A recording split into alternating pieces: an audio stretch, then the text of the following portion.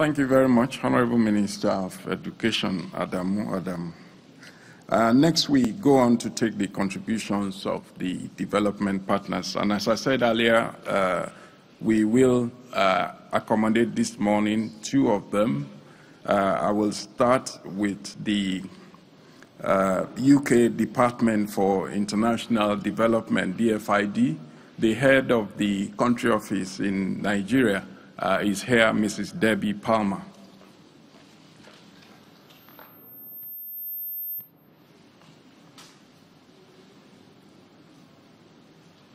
Your Excellencies, Vice President and Executive Governors here present, Your Majesties, Honourable Ministers, distinguished VIPs, senior government officials, fellow donors, ladies and gentlemen, distinguished guests. I'm delighted to be here this morning for these important and exciting discussions, and I'm pleased to be speaking on behalf of all of Nigeria's development partners here present. I would like to begin my brief comments with a question. What do you think is the most valuable asset that a country has?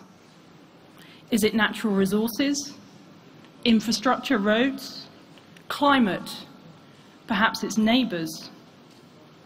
I'd like to argue today that the most valuable asset a country has, both for the here and now and for the long-term future, is its people, its human capital. Projections suggest that Nigeria may become the 3rd most populous country in the world by 2050. The Honourable Minister of Education has told us that over 411 million people may be living in Nigeria by this time. This population growth has major implications for the coming decades. To benefit from a demographic dividend, action is needed today to build the health and education services to create a healthy, educated and productive workforce to drive Nigeria's economy forward tomorrow. If there is appropriate investment, Nigeria could transition from lower to higher middle-income country in 40 years. This requires investing in more ambitious education policies, child spacing, good governance, and progressive economic policies. We have overwhelming international evidence that health improvements stimulate economic development in a country. We've already heard this morning about education, but we can also look at health. A full 24% of the growth in full income in low and middle income countries between 2000 and 2011 has resulted from health improvements. That's what the international data tells us, 24%. Investing in human capital offers impressive rates of return, as the Honourable Minister of Health has already said this morning. Some of these are much greater than other types of investment. For example, we know that here in Nigeria, the average return of an additional year of schooling is 10%. We know that investing every dollar in vaccines and vaccinations results in a return of $23. We know that investing $1 in nutrition provides economic returns of $16. So my argument here today is that Nigeria cannot afford not to invest in human capital for its long-term growth, for its long-term prosperity. A healthy, well-nourished and well-educated population with the skills to access jobs and improve livelihoods is a fundamental building block of economic success. The government of Nigeria has set out clear plans in the Economic Recovery and Growth Plan for increasing revenue. This too is critical. We need to grow the pie in order to invest more in human capital.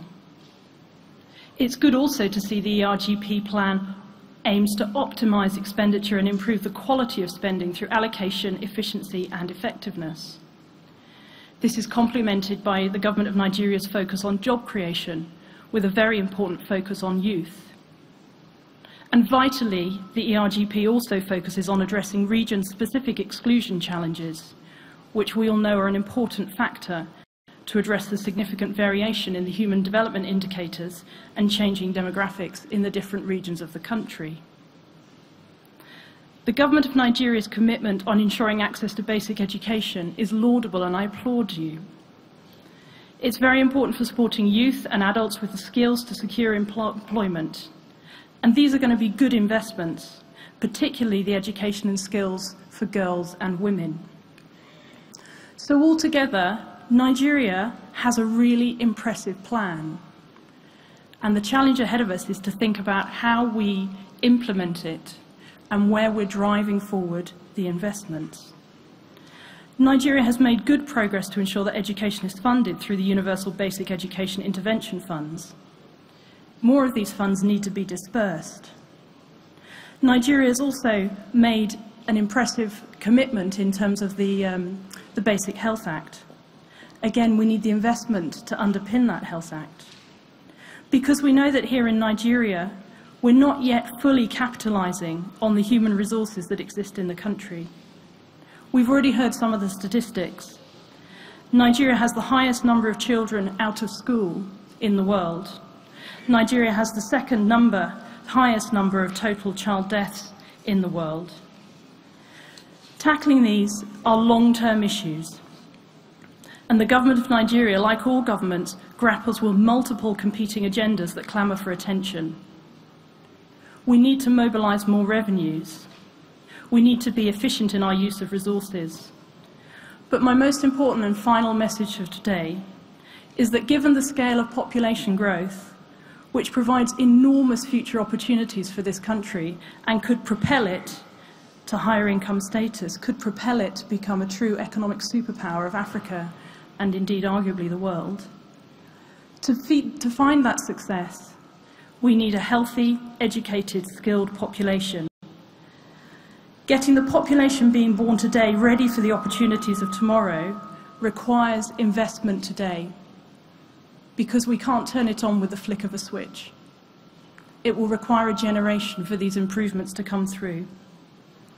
It's the right thing to do because it's a sound economic investment, but it's also the right thing to do for every single individual in this country. As development partners, we welcome this discussion this morning. We stand ready to provide analysis and finances to support this agenda going forward. And I'm grateful to be here to join in the debate. Thank you.